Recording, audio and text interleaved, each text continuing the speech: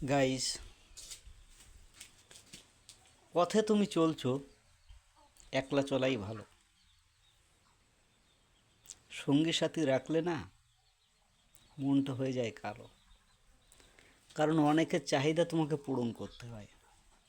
আর তুমি যদি একা থাকো, একা চলো, তাহলে তুমি তোমার ব্রেন দিয়ে কি করবে, পজিটিভ নেগেটিভ সব কিছু বুঝে নিতে পারো।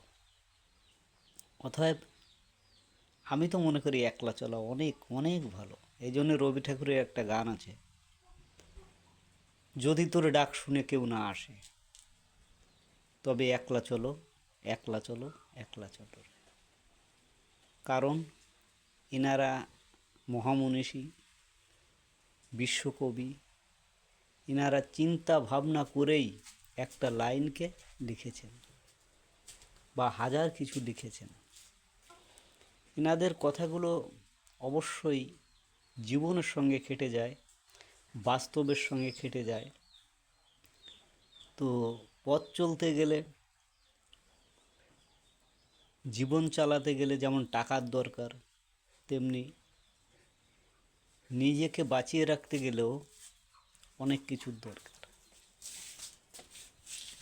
তুমি যখন একলা চলছো, একলা বলছো, তখন তোমার ব্রেনটা তোমার ভিতরে কাজ করাবে।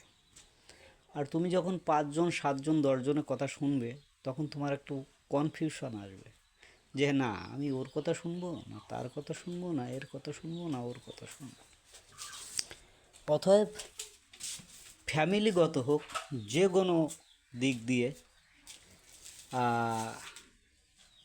ডিসিশনটা আগে নিজে নেওয়া উচিত, অথবা ফ্যামিলির সঙ্গে বসে নেওয়া উচিত। তো একলা চলার পথ বড় কঠিন হয়, অনেক যন্ত্রণার হয়, অনেক বেদনার হয়। তারপরও একলা চলাটা আমি মনে করি সবচেয়ে বেটার।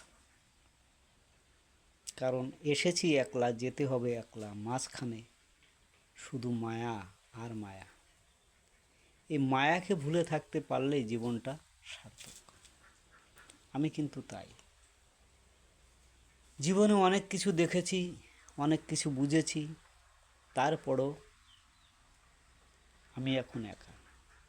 আর একা থাকার মজাটাই আলাদা। কাউকে কোনো কৈফিয়ত দেওয়া লাগে না। তুমি নিজে যা ইনকাম করছো, তাতেই তোমার টুকটাক চলে যায়। আর ঈশ্বরের পরে ভরসা থাকলে অনেক কিছু হয়ে যায়।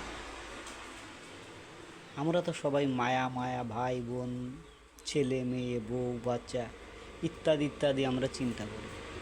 আসলে আমি যখন চোখ বুঝবো, আমি যখন মারা দেবো, আমার সঙ্গে তো কেউ যাবে না, আমাকে একাই যেতে হবে। হয় চিতা, নয় কবর, হয় চিতা নয় মাটি। আমাকে যেতেই হবে, কেউ ধরে রাখতে পারবে না। আর বেশিক্ষণ মরে পড়ে থাকলে ওই লোক বলবে যে গন্ধ হয়ে গেছে, অমুক হয়ে গেছে, তমুক হয়ে গেছে, তাড়াতাড়ি মাটি দাও, নয় চিতায় জ্বালাও, এ কাজ তাড়াতাড়ি করে শেষ করো।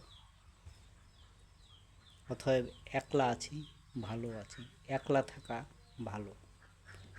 এটা হচ্ছে আমার ব্যক্তিগত কথা। আমি কাউকে কোনো কটাক্ষ করছি না, কাউকে কোনো উপদেশ দিচ্ছি না। আমার নিজের ভিতর থেকে যে চিন্তাটা আসছে আমি সেটা জানালাম। গাইস, ভালো থাকুন, সুস্থ থাকুন, আমার চ্যানেল দেখতে থাকুন।